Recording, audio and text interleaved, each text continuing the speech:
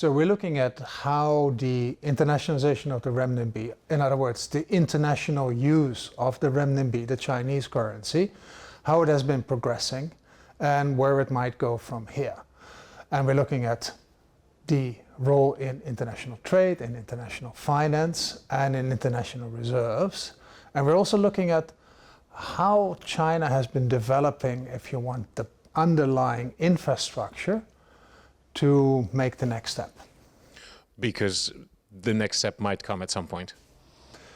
It might come at some point. We believe the conclusion of the report is that there seems to be a political change, and now at the highest levels there is more of a focus on this question of internationalization of the renminbi as part of a bigger program where China sees itself as a major international financial center.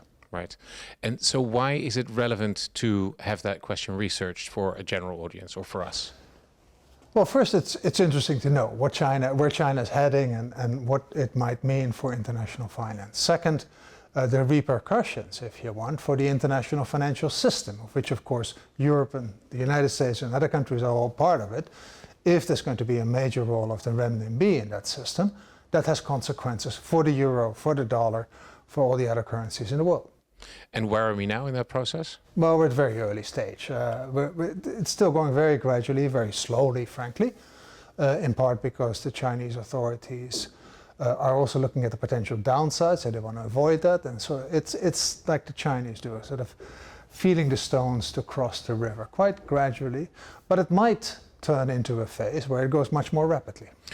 Do you think the underlying goal of the Chinese government is to ultimately have the Chinese currency, the renminbi, replace the dollar dominance? No.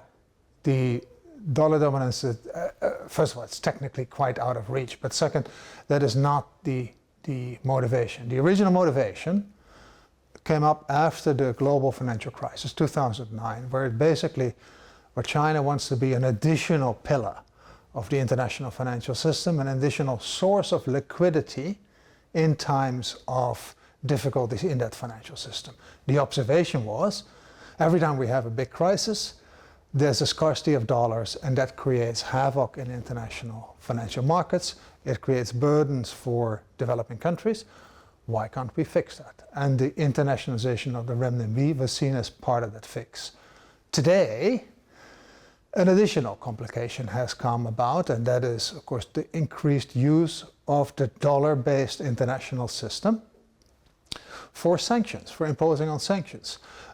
We all know about Russia's invasion of Ukraine, but even before that there was Iran, and there were individual entities that are sanctioned by the United States, implemented through the international financial system. And that is something that the Chinese are very nervous about. So you're saying we're still at early stage, but there is the potential, considering they've put together the infrastructure to facilitate the internationalization of the RMB, to eventually go quite fast. Knowing this, what should we or the government do now? Well, I think any government should think about what the consequences are for their currencies, for their financial markets, and whether they can accommodate that greater role of the renminbi in international affairs. Second, maybe benefit from a greater role of the renminbi in international affairs. But third, what I'm personally most concerned about is the role of China in the international financial system.